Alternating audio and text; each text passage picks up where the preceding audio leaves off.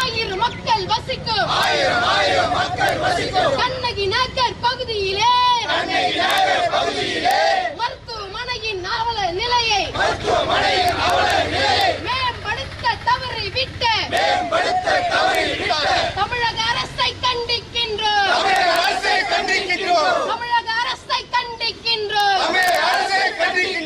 தடுத்து நிறுத்து, தடுத்து நிறுத்து, தடுத்து நிறுத்து, தடுத்து நிறுத்து, தமிழக அரசே, தமிழக அரசே, தமிழக அரசே, தமிழக அரசே, தொடர்ந்து வருது, தொடர்ந்து வருது.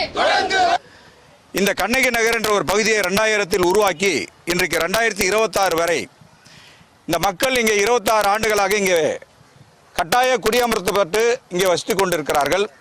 தினம் தினம் பல்வேறு இன்னல்களுக்கு பல்வேறு வடிவங்களில் வேலை வாய்ப்பானாலும் சரி, போக்குவரத்து ஆனாலும் சரி, இங்கே போக்குவரத்துக்கு சென்னையிலே வேலைக்காக இங்கிருந்து வரக்கூடியவர்கள் பேருந்திலே போதிய பேருந்து இல்லாத காரணத்தினால் பல்வேறு விபத்துகள் ஏற்பட்டு பள்ளி முடிந்து வரக்கூடிய மாணவர்கள் பல்வேறு உயிர்களை இழந்திருக்கக்கூடிய இந்த நிலையில் அதற்கான தொடர்ந்து போராட்டத்தை நடத்தி அந்த பேருந்து பிரச்சனையை ஓரளவுக்கு போக்குவதற்கான நடவடிக்கைகளில் ஈடுபட்டிருக்கிறது அரசு.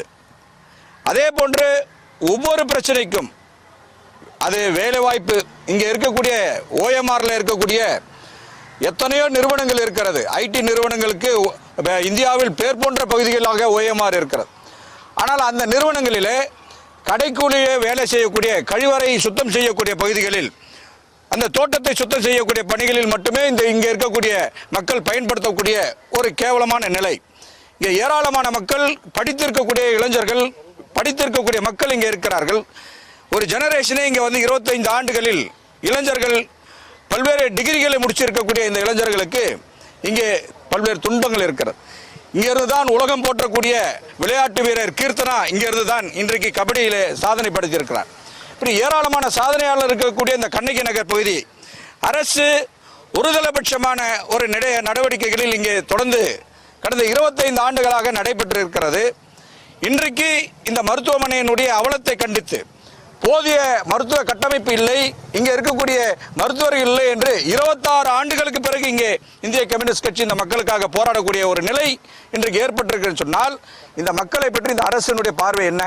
கோஷா மருத்துவமனைக்கு அங்கே அனுப்புகிறார், கஸ்தூர்பாய் மருத்துவமனைக்கு இங்கிருந்து அவர்களை அனுப்புகிறார்கள். சுமார் இங்கிருந்து 22 கிலோமீட்டருக்கு மேலே இருக்கக்கூடிய அந்த பகுதியில் இங்கிருந்து போவதற்கு இடையிலேயே நிறைய பேர் வந்து நிறைய பிரசவத்தில் பாதிக்கப்பட்டவர்கள் ஏராளமாக இருக்கிறார்கள்.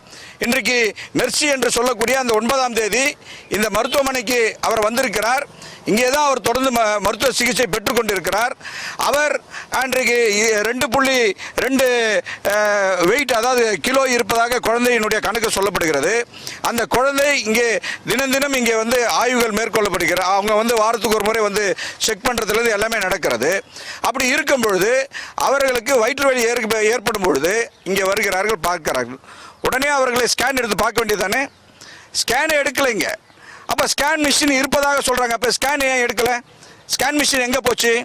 அப்போ அவர்களுக்கான கிரிட்டிக்கலான பிரச்சனைகளை இந்த மருத்துவமனை மேலோட்டமாக மெத்தன போக்கோடு பார்க்கிறது.